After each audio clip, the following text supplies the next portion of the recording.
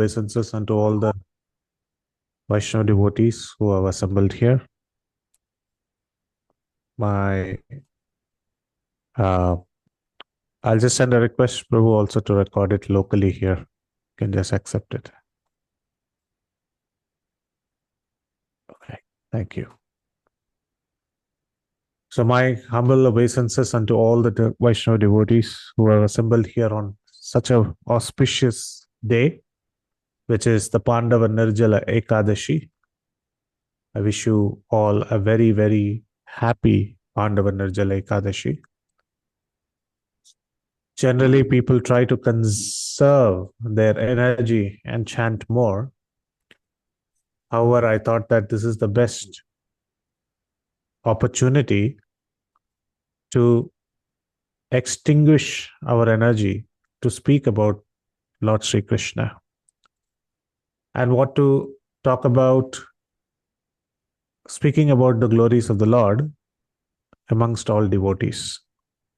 So I consider myself very, very fortunate to be here to speak about Srimad Bhagavatam, which is Grantaraj, the king of all scriptures, and specifically what a chapter it is where we are talking about the remembrance of Lord Krishna. While on this Nirjala Ekadashi, we are all trying to remember the Lord. These verses are so wonderful that it enables us to dive more deeper our consciousness during this Ekadashi and spend more time with Krishna as the day progresses. So we'll start with Jai Radha Madhav. Jai Radha Madhava Kunja Bihari Gopijana Vallabha Girivaradhari Gopijana Vallabha Girivaradhari Yashodanandana Brajajana Ranjana Yashodanandana Brajajana Ranjana Yashodanandana Brajajana Ranjana Yashodanandana Brajajana Ranjana Yamuna Tiravanachari Yamuna Tiravanachari Jaya Radha Madhava Kunja Bihari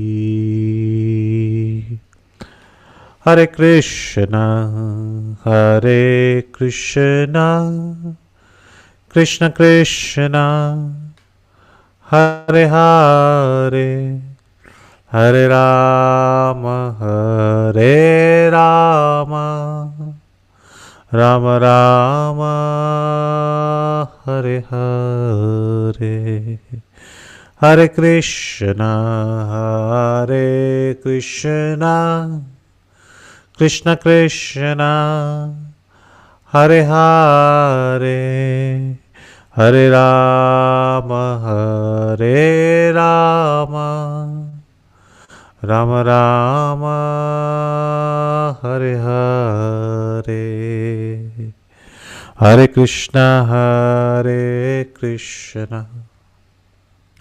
Krishna Krishna Hare Hare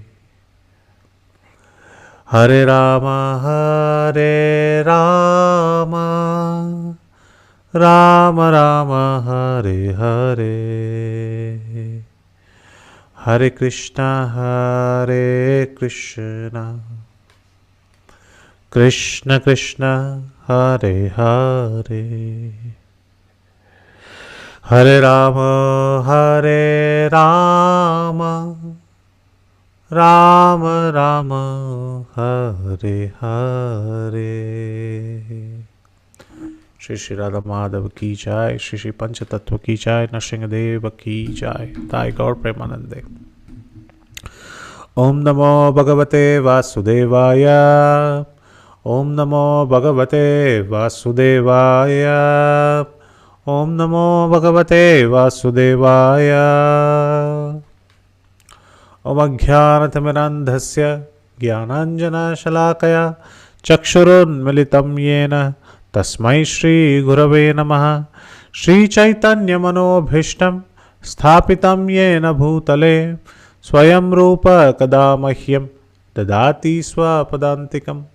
Vande Ham Shri Guru Shri Yutapadakamalam Shri Gurun Vaishnavamscha Shri Rupam Sagrajatam Sahagana Raghunathanvitam Tam Sajivam Sadvaitam Savadutam Parijana Sahitam Krishna Chaitanya Devam Shri Radha Krishna Padan Sahagana Lalita Shri Vishakhanvitamscha He Krishna Karuna Sindho Dinabandho Jagatpate Gopesha Gopika Kanta Radha Kanta Namostute Tapta Kanchana Gaurangi Radhe Vrindavaneshwari Vrishabhanusute Devi Panamami Hari Priye Vancha Kalpatarubhyascha Kripa Sindhuvaeva cha Patitanam Pavanebhyo Vaishnavebhyo Namo Namaha Namaom Vishnubadaya Krishna Preshtaya Bhutale Srimate Bhaktivedanta Swamin Niti Namine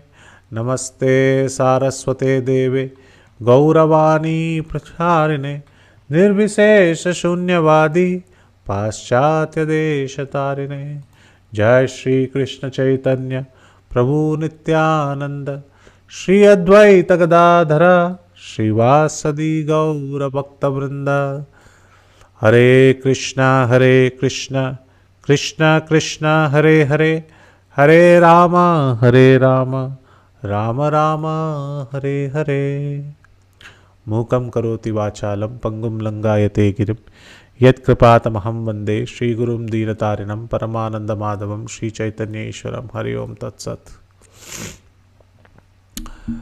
I welcome each and every one to this August Assembly of Vaishnavas and Senior Vaishnavis. I take your blessings before I start today, trying to explain these very high concepts of Srimad Bhagavatam, which is being elucidated by Uddhava to Maitreya, to Vidura, and Vidura is in rapt attention while listening to what Uddhava is speaking out of pure viraha or separation from the Lord. He is in his ecstatic emotions. He is displaying ecstatic emotions, and as a pure devotee of the Lord, one who always considers themselves as very unfortunate, Uddhava is placing himself in the position of being very unfortunate, and he is speaking these verses. And hence it is very apt that he is saying, I am so unfortunate, that he starts this verse number 8 of the Canto number 3, chapter number 2, verse number 8. He starts with the word Durbhagaha, which means that he is unfortunate.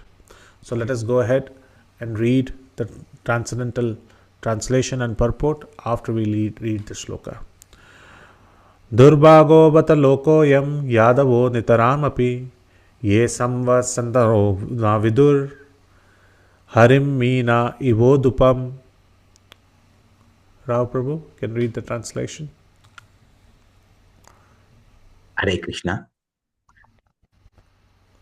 This universe, with all its planets, is most unfortunate, and even more unfortunate are the members of the Yadu dynasty because they could not identify Lord Hari as a personality of Godhead any more than the fish could identify the moon.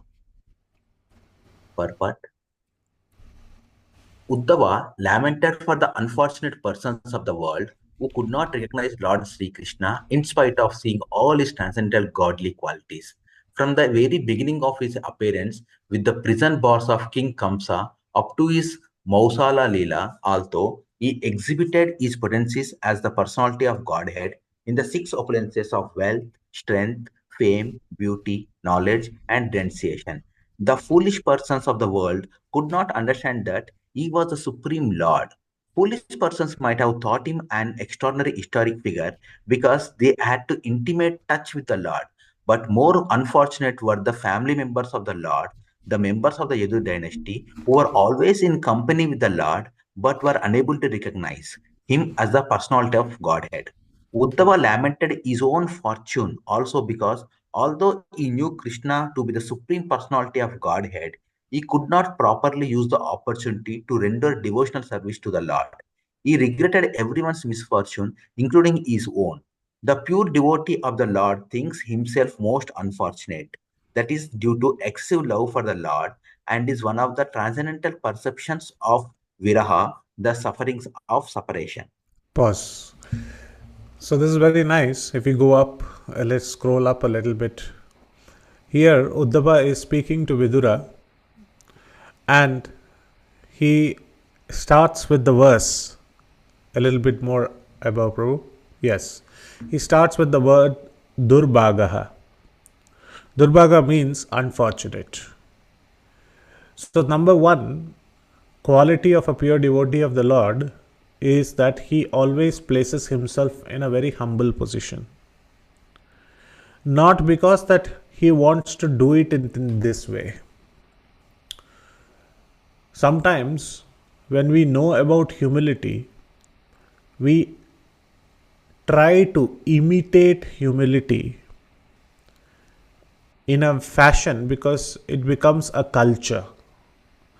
We know that before signing off any of the emails to seniors, we have to write your servant. We do know that we have to each other address each other as Prabhus and Matajis. When somebody glorifies it, we do know and we have observed devotees saying it is all Krishna and Guru's mercy. And sometimes it so happens that because we are in such a culture of devotees, we will start saying these as mere dialogues or mere conversational etiquettes, conversational behaviors. However, humility goes beyond mere utterances of these words. Of course, from a materialistic standpoint, such utterances of these words, whether we are intending them or not, itself is a great sign of progress. However, when we benchmark ourselves with pure devotees of the Lord, we have to understand that one has to inherit these qualities before these words are being mentioned. The words come from thoughts. This is very simple. Where do we see this? We see this in the pastime of Bhrigu Muni and Lord Vishnu. First, Bhrigu Muni went to Brahma's place. And when Brahma did not get up, Bhrigu got offended. Because Bhrigu thought in his mind that he should actually get up and welcome. Lord Brahma should welcome him. But Brahma did not curse him, did not say anything. And Bhrigu, after going to Brahmaloka, he went to Lord Shiva's planet. And there he saw Lord Shiva and he uttered words which was dissatisfying Lord Shiva, which was not glorifying Lord Shiva. And hence he committed another offense. And the third, when he reached Vaikuntha, he lifted his leg and kicked on the chest of Lord Vishnu. So Acharyas explain that how the offense grew one by one by one. The first was the offense committed in the mind. When that offense was committed in the mind, when he reached Kailash, it came to the mouth, to the tongue, and it was uttered as words. So thoughts became words. And when words are already spoken, the next became action. So this is the connection for either good things or bad things. For bad, this is more visible. Some people, when they quarrel, they will speak ill words. But before speaking those ill words, they would have been deliberating upon the person in a ill fashion for quite some time. So thoughts would have come first, words come later, and finally action. Then they get into a fisticuff. Then they get into a hatapai. Then they get into a mad quarrel. Because the quarrel comes the last after a lot of verbal exchanges. If this is for antagonistic behaviors, even for good behavior, the same rule applies. When we are constantly loving about someone, thinking about someone, when we meet that person, spontaneously, that love, that what we have been thinking in our heart, comes to us as words. And when words are not sufficient, we feel that we should do some service, we should do some action, and hence serve the personality. So this is very natural, that the thoughts, the words, and the action. Humility is no different. Humility first has to be deliberated upon, thought upon, has to be felt. When a person says, I am the most insignificant beggar, are we feeling those words? Are we really thinking about those words? Or are we using them as only English words, which is very fancy to use and which will grab attention? Once, there was a disciple of Srila Prabhupada. And that disciple of Srila Prabhupada, he mentioned, Srila Prabhupada, I am your most humble servant. Srila Prabhupada said, you are most nothing. So when you add the word most humble, it seems like there is an angle of pride added to it. I am the most humble. In fact, humility means you cannot say, I am humble. If a person says, I am humble, then that is not the quality of humility. Others should say that so-and-so is humble. When you say, I am humble, that means humility does not have a quotient of I in it, self-acknowledgement in it, self-presence in a kind of service and self-glorification. It doesn't go hand in hand. So if somebody says, I am humble, then it's like an oxymoron. It's completely different to each other. Whereas others should say that Vaishnavi Mataji is very humble, that Vaishnava Prabhu is very humble because of so and so. Others should exhibit the humility. So here Shukdev Goswami is speaking that how humble is Uddhava. And Uddhava is feeling himself to be very unfortunate. So he is not saying I am very fortunate because I was in Dwarka. And he also is exhibiting the quality of pure devotee because he is finding that everybody on this planet is unfortunate. And amongst all the unfortunate people, he is saying, I am the most unfortunate because I have not got this association of the Lord and understood that he is the Supreme Personality of Godhead. So he starts with the statement saying the universe is itself unfortunate because Lord has left this world. But he says, when I do a comparison, the Yadus are even more unfortunate. Why?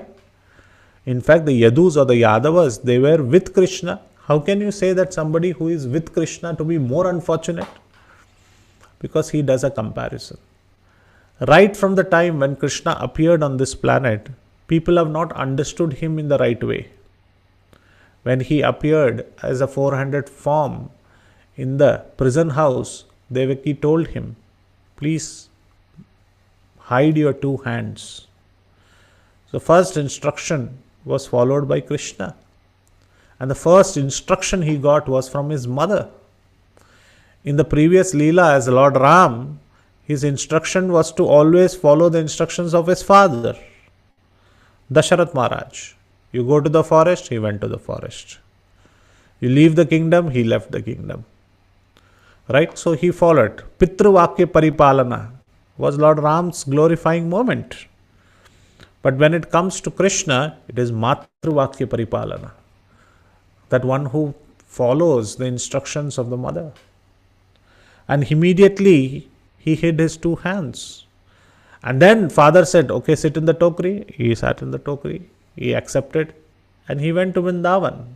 And in Vrindavan, he accepted the instructions of all the gopis, of Nanda Maharaj, of Yashoda, of everyone. So Krishna was always under the instructions of his Gopa friends, his gopis, and Krishna completely enjoyed those.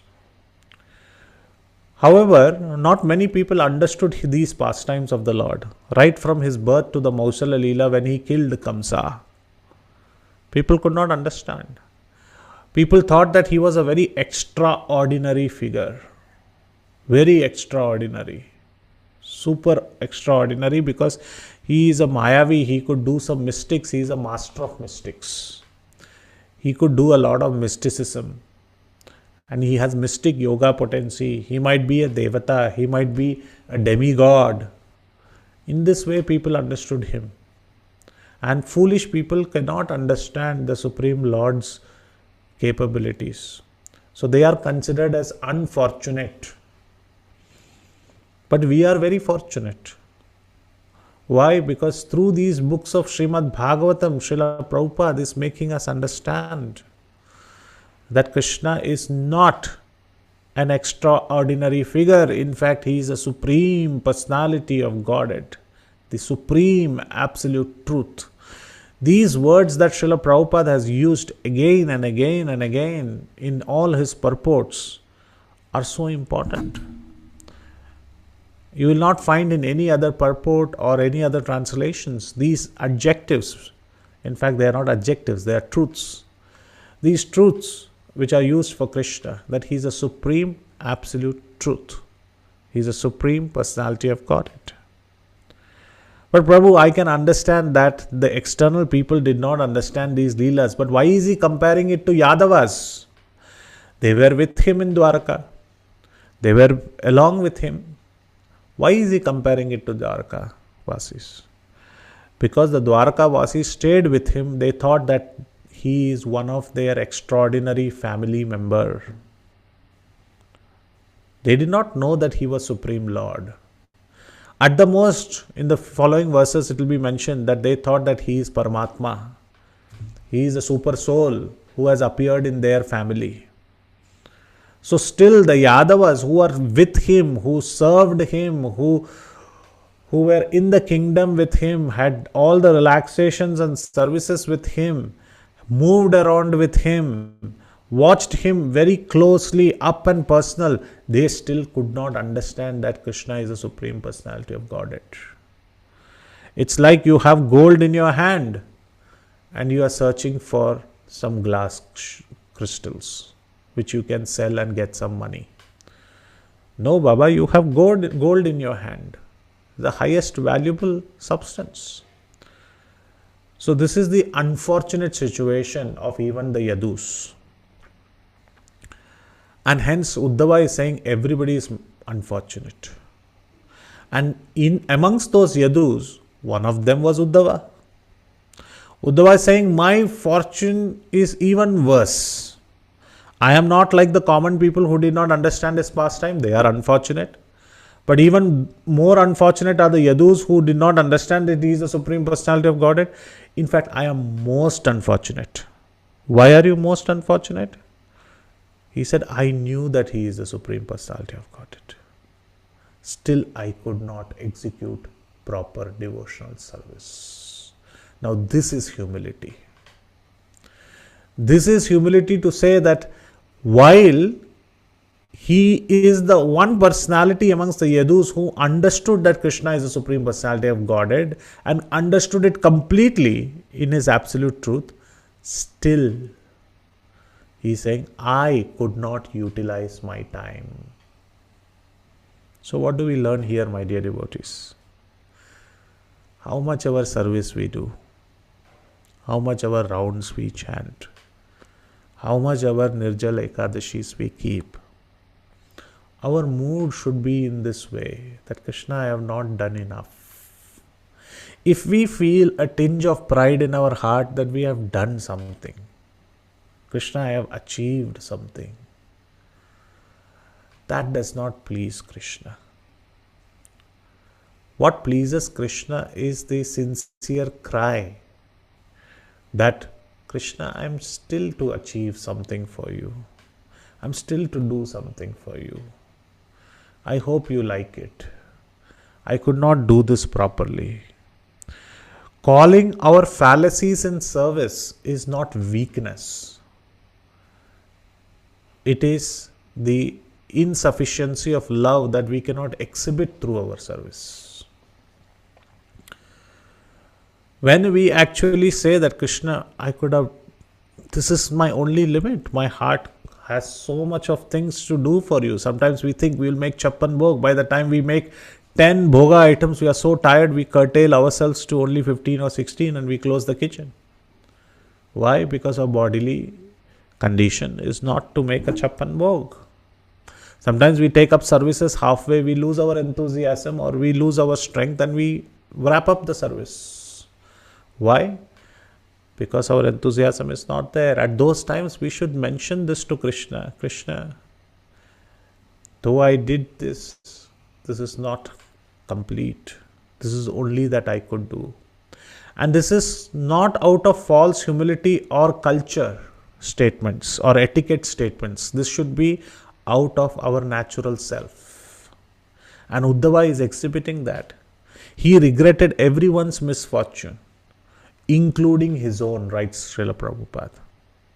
The pure devotee of the Lord himself thinks that he is most unfortunate. Why? And the answer is given there.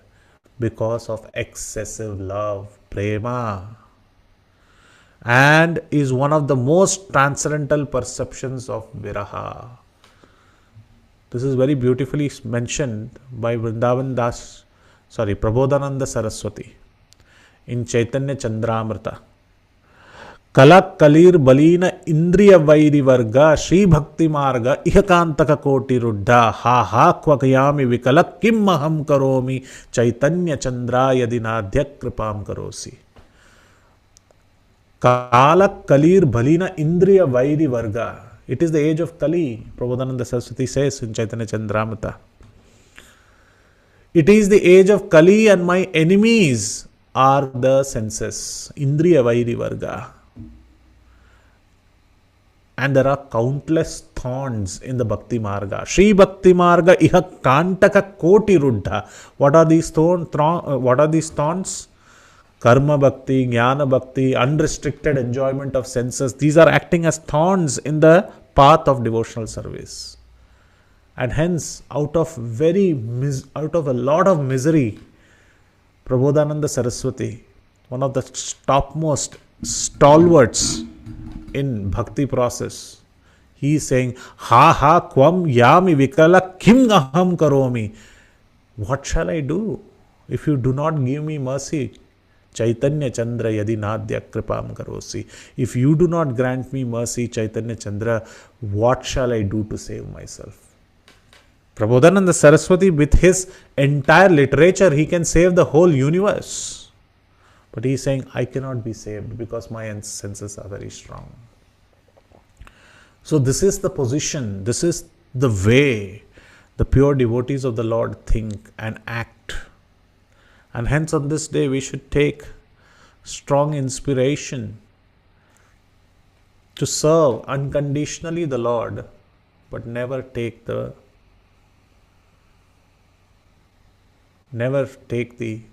appreciation.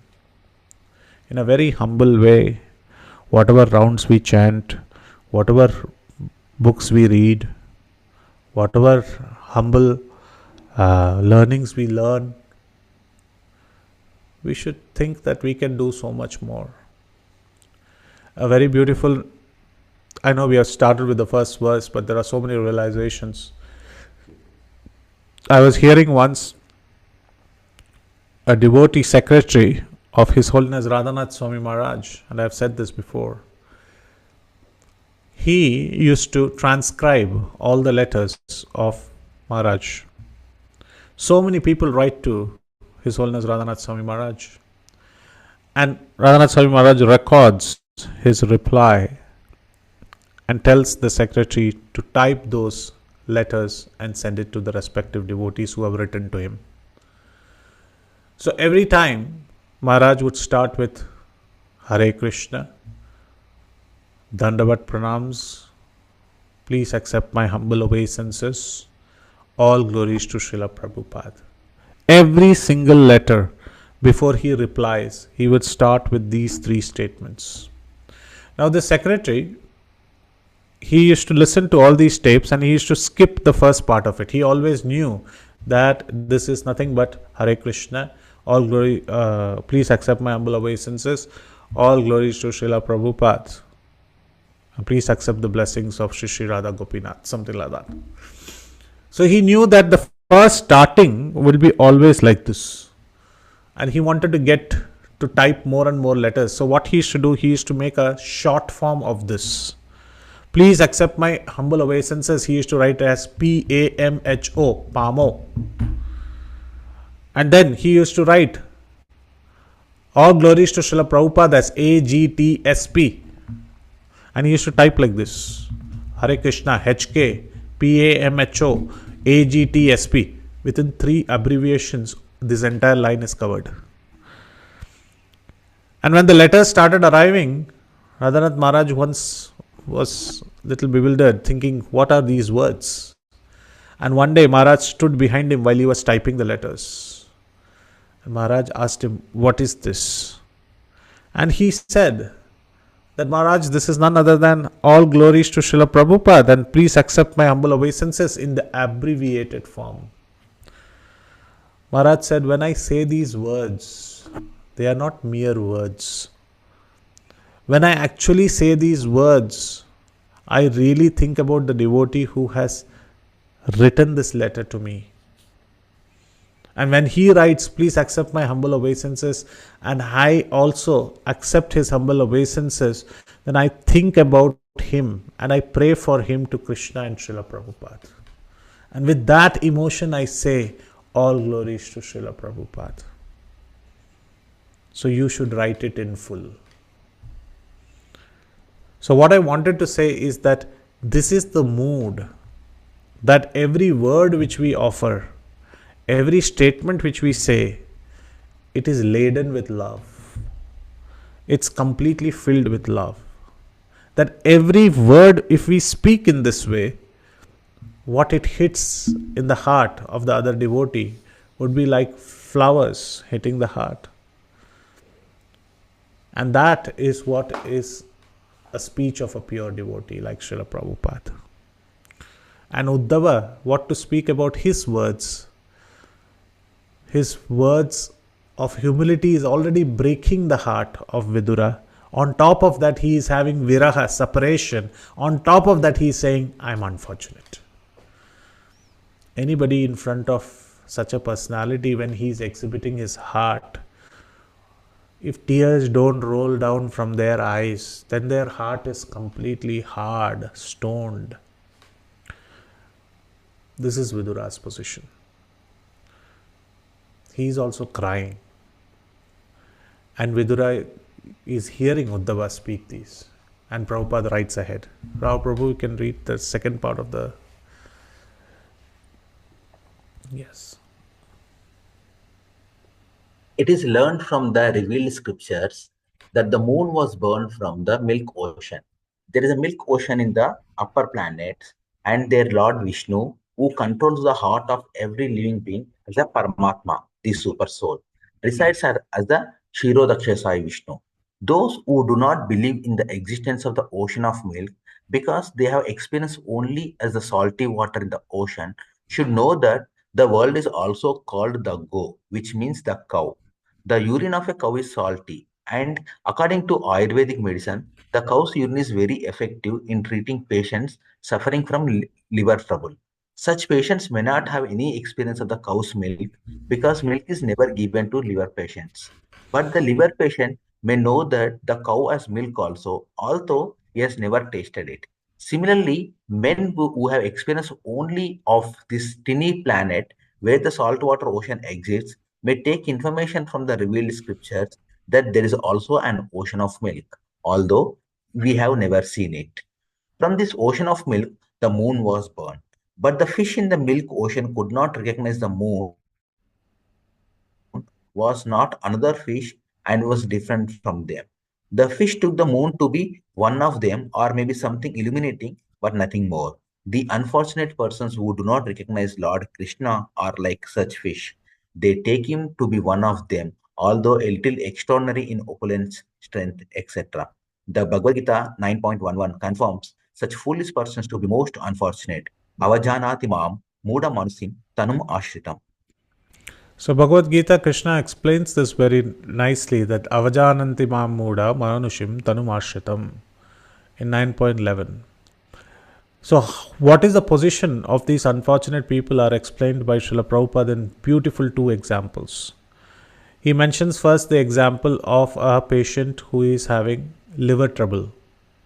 So, with these purports, we understand also some biology and medicinal science because Srila Prabhupada practiced as a pharmacist before taking up completely into Krishna consciousness and taking sannyasa. So, from a pharmacist point of view, he is mentioning that people with liver trouble are never given cow's milk, and hence they are given the cow's urine, which is actually salty in nature and it helps the liver. But just because they are taking one product of the cow does not mean that the cow does not give the other product. They do know that it exists. So, for those people, when they read, so here there is a comparison made for those individuals who feel that there is only salt water oceans on this planet, there is no milk ocean. So, just like a cow has both the products, that is the cow's urine and also the cow's milk. Similarly, in this world also, there is existence of, in this universe, there is existence of ocean of milk and also ocean of salty water. Just because we might not have seen it does not mean that it does not exist. So first he is saying it's very unfortunate that if people believe like this and they do not even accept that there is an ocean of milk. Second, he says, let's now go to the ocean of milk. And when the moon rises from the ocean of milk, and there is a fish in the ocean of milk which thinks that, oh, the moon is also coming from the ocean, I am also coming from the ocean, and hence we both are the same kind. Just that the moon is more reflective in nature, illuminating in nature, it is just a bigger fish than me. So such understandings are actually false. So what is the comparison? The comparison is being made to Yadus or the unfortunate people who do not understand that Krishna Chandra, Krishna is the moon. He is the moon. And though he appears as the moon, he is not a fish. He is beyond this ocean of milk. He is beyond this ocean and its qualities. He is beyond a fish. But foolish people, unfortunate people, they think that, oh, he is also a fish. He is also like one amongst us. He is also like my family member in Yadu. So this example is given by Uddhava to say, just like a moon will rise up in the ocean and the fish will think that moon is also another fish, this is false understanding. And it's very unfortunate to have such an understanding, which is to believe that all the people who think Krishna is also just like another extraordinary human being are like the fish, and Krishna is like the moon, which is illuminating the entire universe. So in this sloka, at verse number 8, Uddhava is constantly mentioning about the unfortunate and the misfortune of himself and the Yadu dynasty. Let's go to the next verse. Ingitagnya puru praudha eka ramascha satvataha satvatam rishabham sarve bhuta vasam amamshata. Translation. Yes. The Yadus were all experienced devotees, learned and expert in psychic study. Over and above this, they were always with the Lord in all kinds of relaxations, and still they were only able to know Him as the one Supreme who dwells everywhere. In the Vedas, it is said that the Supreme Lord or the Paramatma cannot be understood simply by the strength of one's erudition or power of mental speculation. Nayam Atma Pravachanya Labhyo Na Medhya Na Bahua Stutin, that is Katha Upanishad 1 2.23. He can be known only by one who has the mercy of the Lord. The Yadavas were all exceptionally learned and experienced, but in spite of their knowing the Lord as the one who lives in everyone's heart, they could not understand that He is the original personality of the Godhead.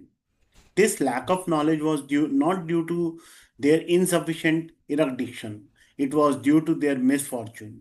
In Vrindavan, however, the Lord was not even known as the Paramatma because the residents of Vrindavan were pure, unconventional devotees of the Lord and could think him only as their object of love.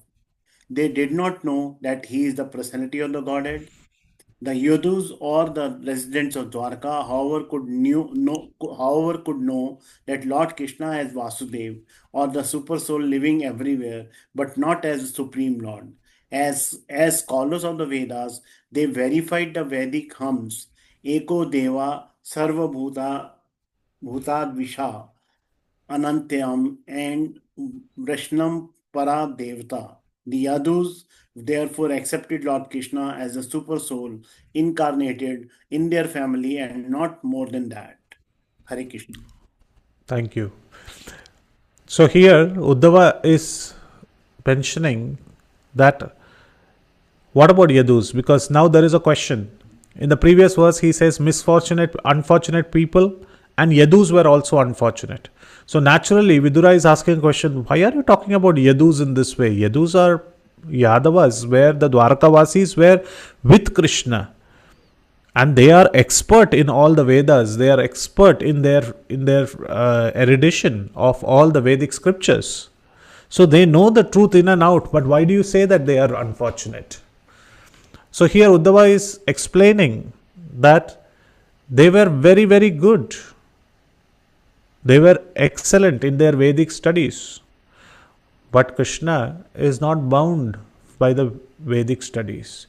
Vedeshu durlabham adurlabham atma bhakto. How can one person get to know about Krishna? Only when Krishna wishes. Only when Krishna wishes that person. There was a great poet in Vrindavan. He was a Muslim by birth. And his name was Ras Khan. And if anybody goes to Vrindavan, they can go and find his grave. And what wonderful dohas he wrote. One of the doha that he wrote, Jnana karmachu ru upasana sab ahamit ko mool, drid nischay nahim hot bina ke prema anukul. Jnana karma ru upasana. Raskan says, knowledge, actions, and even devotional practices. Jnana, karma, upasana. Even devotional practices. Sab ahamit ko mool. All of these are rooted in, if it is rooted in one's ego, that I am doing this, I am an erudite scholar, I am the person who knows Vedas. Drid nischay nahim hot bina. If all of these are rooted in ego, it will not meet its nischay, it will not reach its goal. If somebody needs to have unflinchable faith, unshakable faith, where does that come from? Kai prem anukul.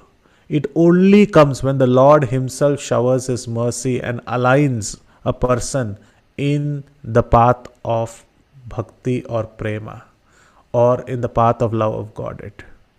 Only when a devotee completely loves the Lord comes unshakable faith. So here Uddhava is saying that many people are scholars. The Yadus are scholars.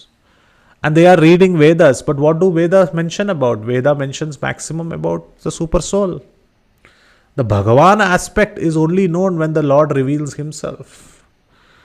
So they understand super soul as various different texts in the Vedic hymns. Eko devaha sarva bhuta dvishaha antarayami vrishnim param devataha.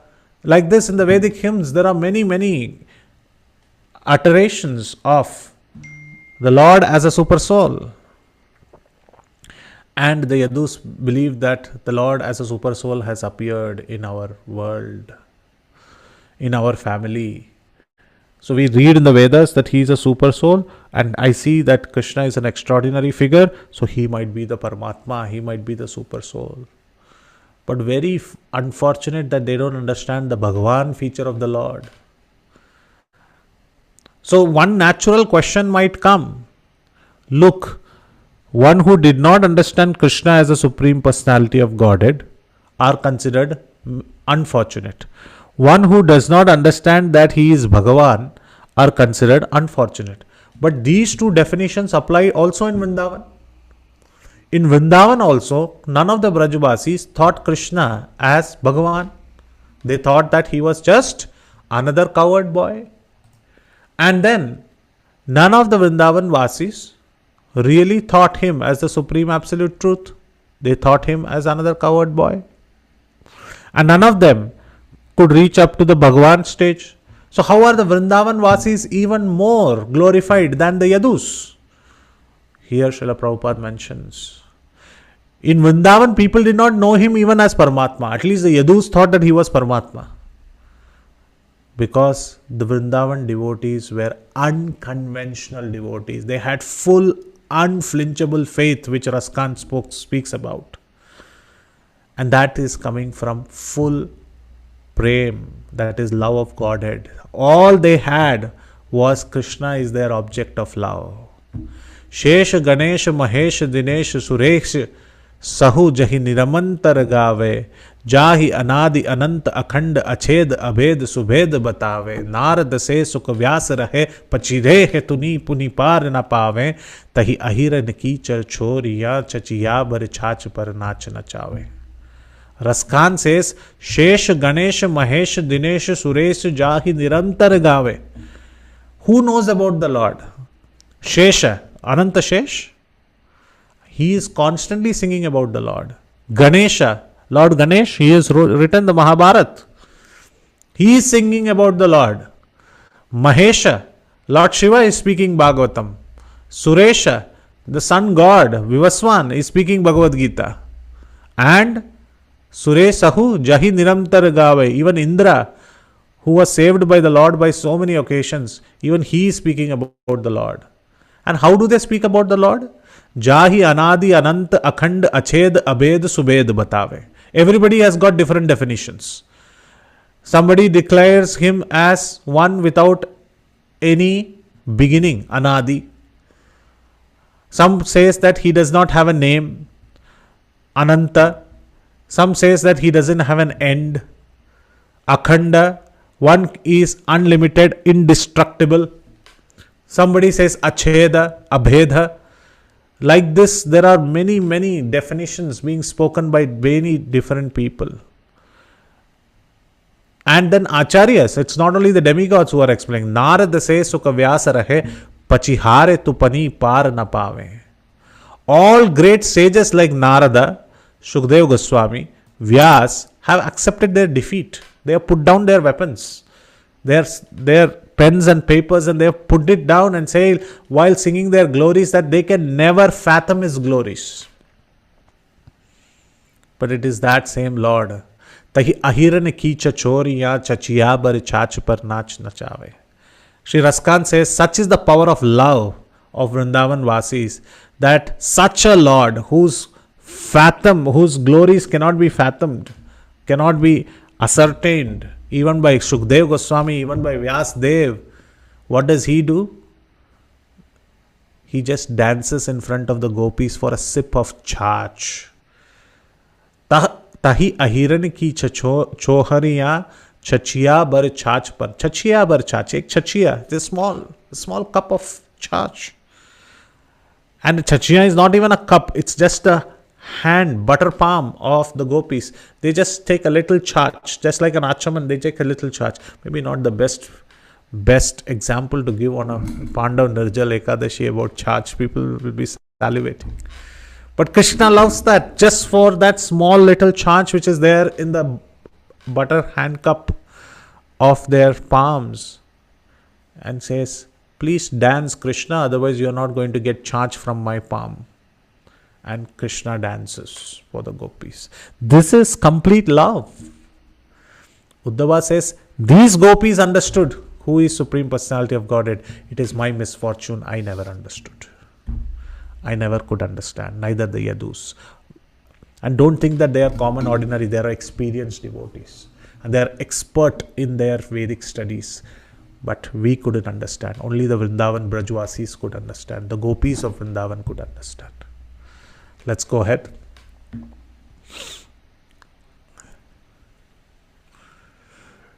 Devasya mayayat sprishta yachanyad asra ashritaah brahmyate dhirnat tad vyakyer atmani upatmano haro. Translation.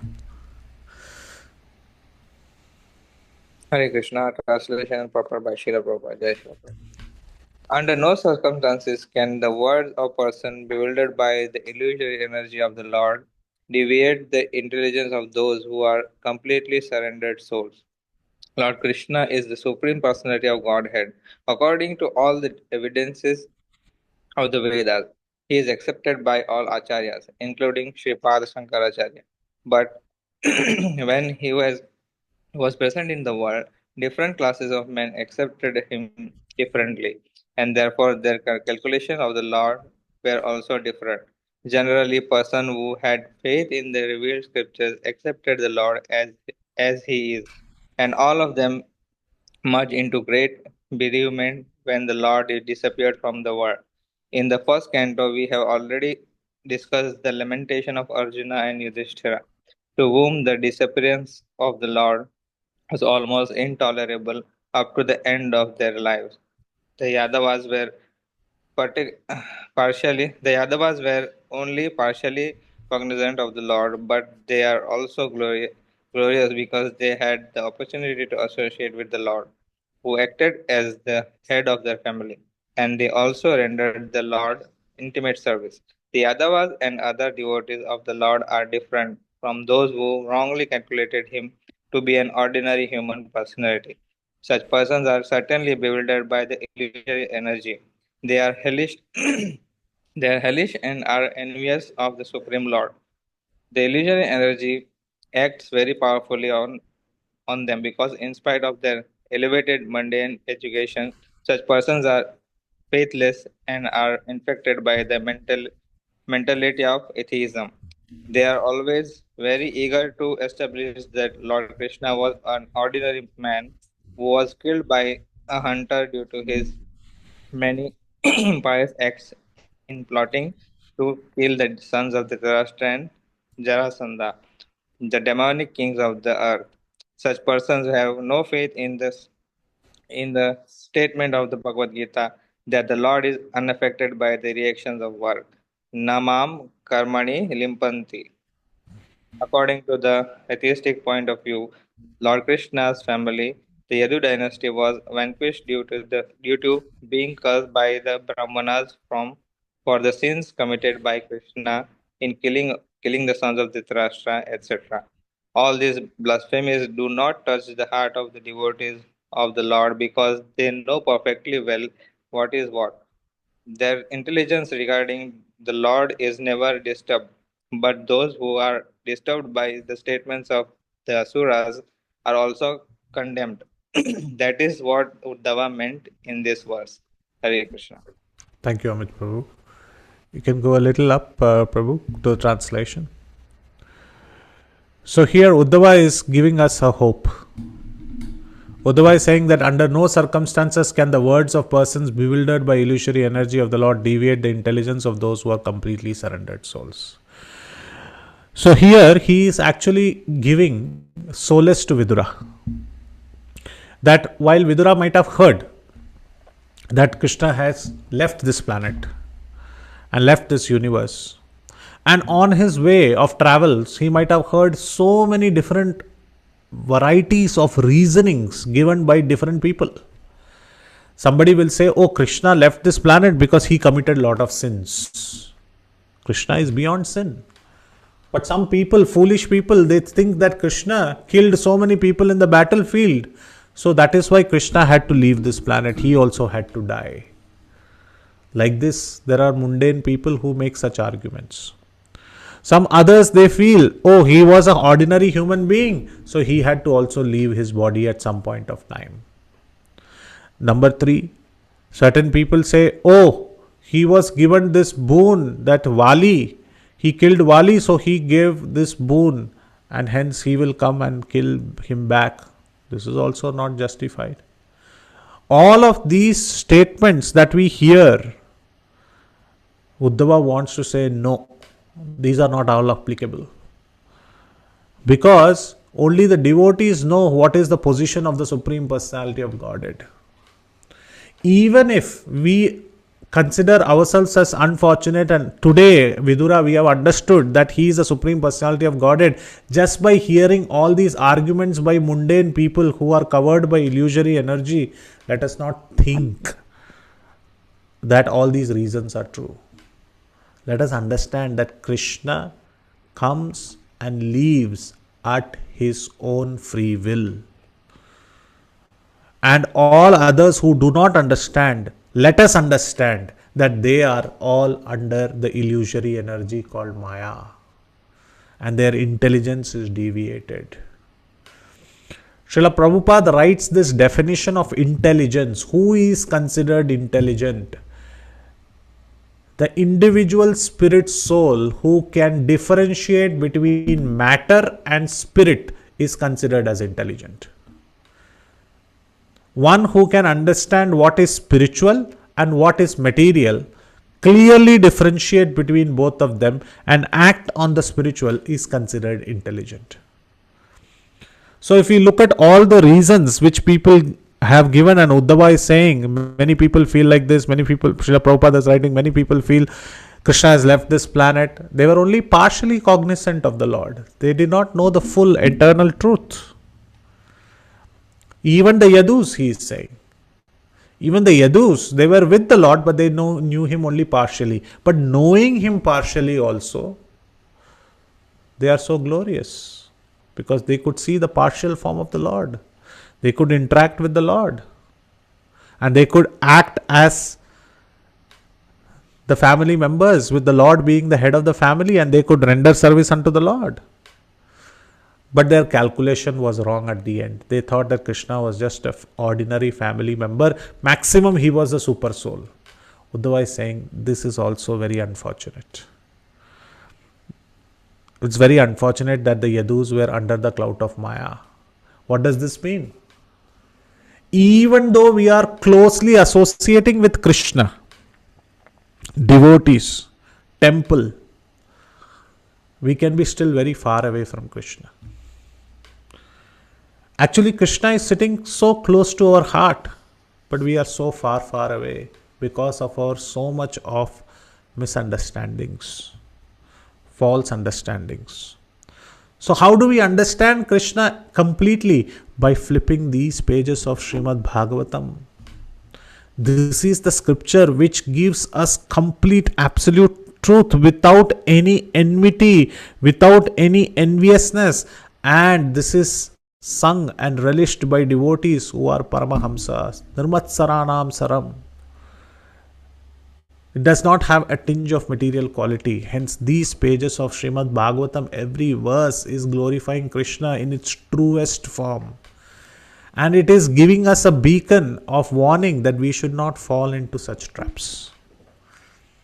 We should know Krishna is the Supreme Personality of Godhead. Not only intellectually, but by rendering service unto Him and completely loving Him. Completely loving Him. I was hearing a quote given in Radha Gopinath temple by a devotee, very wonderful. That devotee was mentioning that Prabhu, last year, there was a Mataji who performed this Pandav Nirjala Ekadashi very nicely, very beautifully. And she was sharing her realization that throughout the day she chanted more than 100 rounds. And the next Sunday, when they met, the counselor asked, "How was your Pandav Nirjala Ekadashi?" She said, "It was very good, but I feel very remorse. I feel very sad." Then the devotee asked, "Why do you feel sad?" She said, I chanted 100 rounds on Pandav Nirjal Ekadashi. And everybody said, Hari Bol, so wonderful, so great, so nice. Why are you feeling sad? She said, the very next day, I spent 4 hours on YouTube Reels. And at the end of the 4th hour, I felt so bad that all that I spent the whole day in that consciousness, the next day I had to spend 4 hours. In fact, the devotees feel even more remorseful because they know the supreme purpose. They know time and its efficiency and its importance. So others, while they're materialists, they might go through 4 hours and they will say, "Arey, time barbad ho gaya. Some time has been lost." They will feel only that much, but a devotee knows that time has been lost, not making connection with Krishna. So a devotee feels double guilty. If we don't feel double guilty means materially we have lost the time, and spiritually also we have lost the time to connect with Krishna, then we have a long way to go. If we are just guilty that time waste kiya. If we wake up one day 8 a.m. in the morning and we feel, okay, today we missed it. No, that repentance should fire in the heart. I missed a Mangalarati. What am I doing? Not to self-punish oneself, but that repentance shows the love. Missing, FOMO, fear of missing out should be for Mangalarti, not the Netflix season 2. Should be for Mangalarti. Should be for chanting. Should be for Pandav Nirjal Ekadashi. So for all of this. So here Uddhava is mentioning those aspects. That if illusory energy is covered, then they will not understand Krishna. Their intelligence is bewildered. Let us look at the next sloka. This might be the last one. Sorry Prabhu, I'm going slow, but these are very pregnant with so much of content that Srila Prabhupada has written.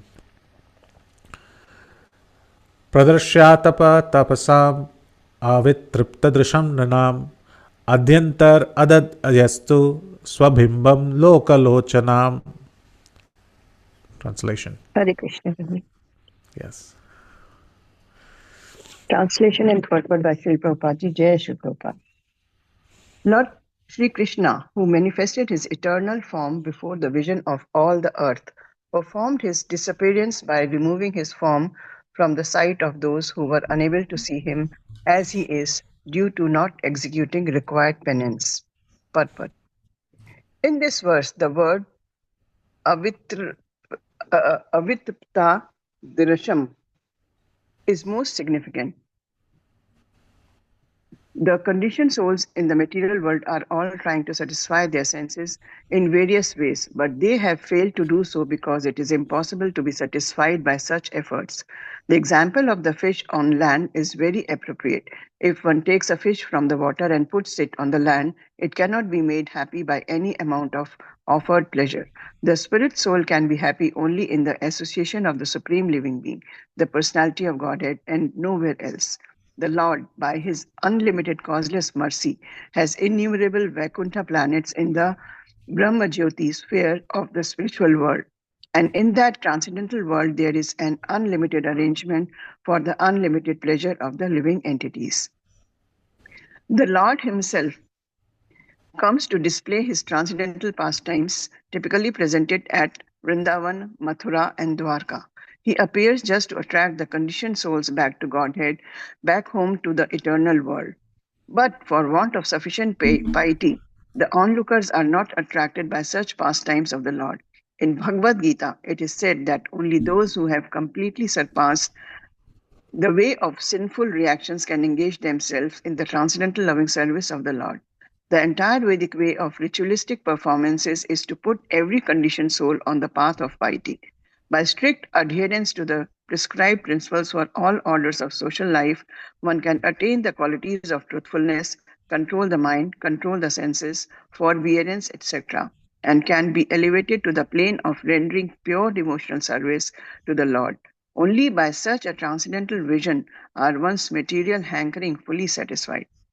When the Lord was present Persons who were able to satisfy their material hankerings by seeing him in true perspective were thus able to go back with him to his kingdom. But those persons who were unable to see the Lord as he is remained attached to material hankerings and were not able to go back home, back to Godhead.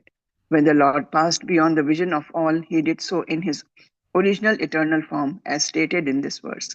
The Lord left in his own body. He did not leave his body, as is generally misunderstood by the conditioned souls.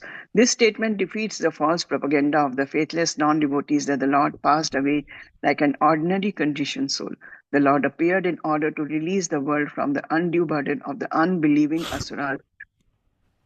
And after doing this, he disappeared from the world's eyes. Hare Krishna. Thank you, Prabhu. Thank you, Mataji. If we can go up a little bit. Yes. So here Vidura clearly explains that how the Lord had exhibited his eternal form and how he is transcendental. And he performed his disappearance by removing his form. So that means that he is Abhigyana Swarat. He is completely independent, as the first verse of Srimad Bhagavatam says. He appears by his will and he disappears by his will.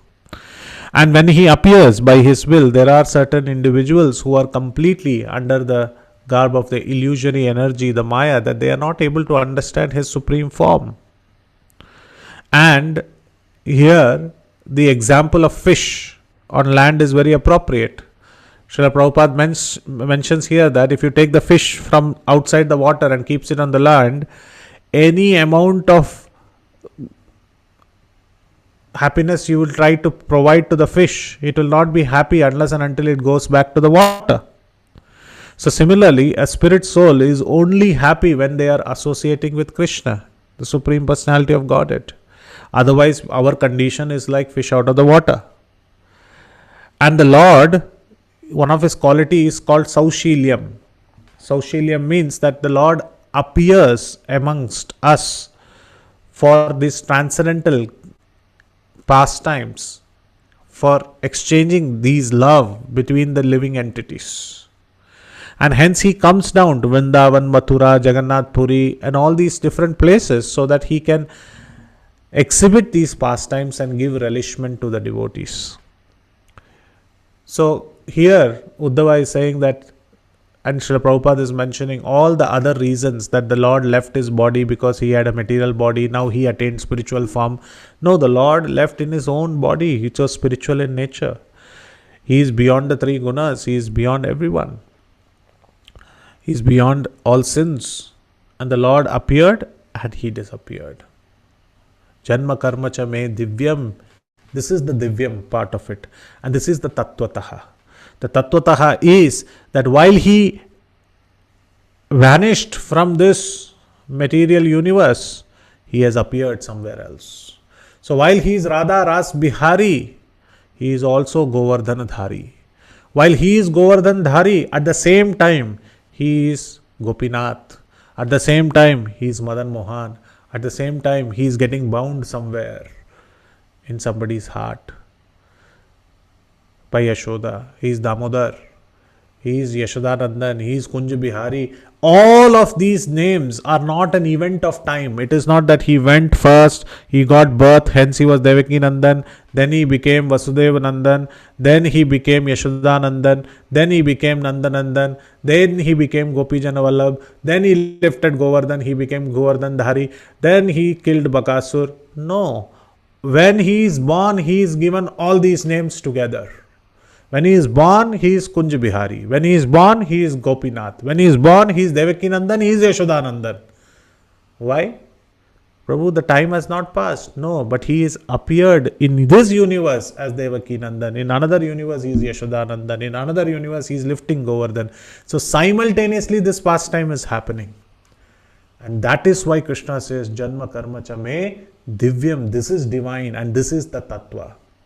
That simultaneously he is all of these personalities. Hence he is Supreme Personality of Godhead. Let us not think like the Yadus that he is only come here as in this universe as my family member. Uddhava was not thinking like that.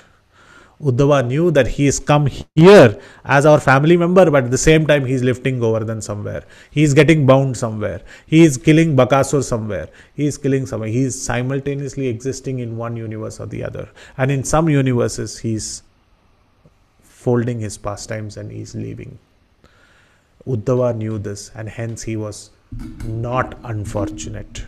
But he considers himself unfortunate not because of not having this understanding, but because he could not serve the Lord enough. After having this understanding, not serving the Lord enough.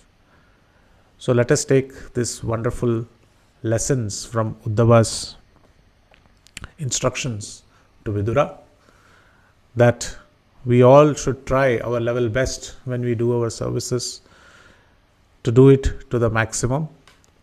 So I was ordered today by His Grace Subal Prabhu to speak about these verses. I was told to go up to verse number 16, but I think verse 12 I will do justice. From 13 onwards, I think the next speaker can speak. So I thank you once again for giving this opportunity. Verse 11, I spoke up to verse 11. Verse 12 onwards, maybe the other speaker can speak. Gopinam mahima kaschit tasam ekopi shakyate na maya swamukhe kartum merur makshikshaya yatha. I am just a small bee, just like a bumblebee has no power to swallow Mount Meru. Mount Meru is so big, a small bumblebee cannot swallow the Mount Meru. So I consider myself as a small bumblebee, has no power to swallow Mount Meru.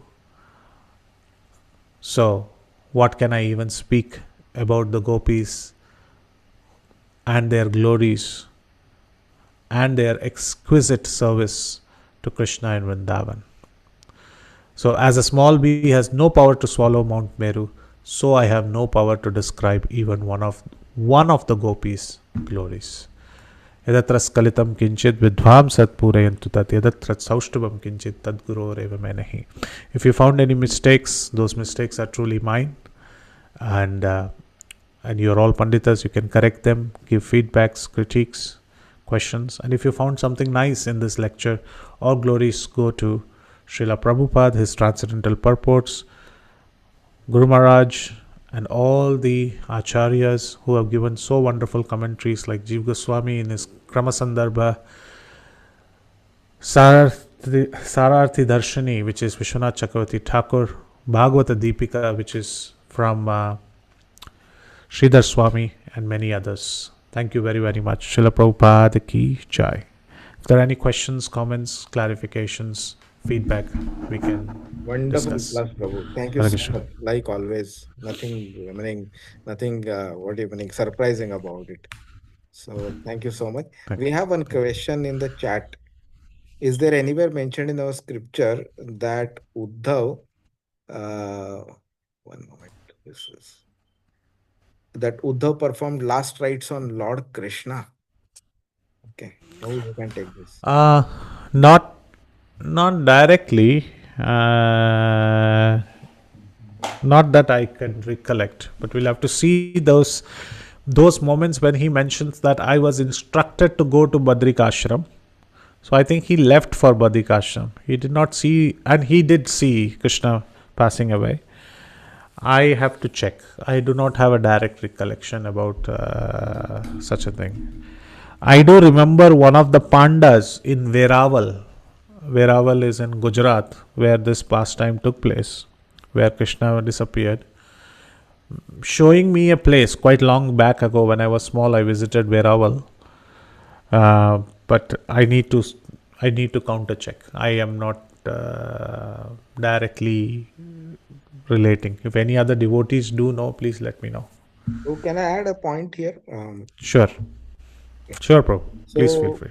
in the 11th canto, when Shukadev Goswami is describing about the Lord's departure, quite a few points he mentions about the Lord giving instruction to Daruka, then along with the chariot and Daruka and Shruti, Smruti, and so many things, the Lord departs. Okay.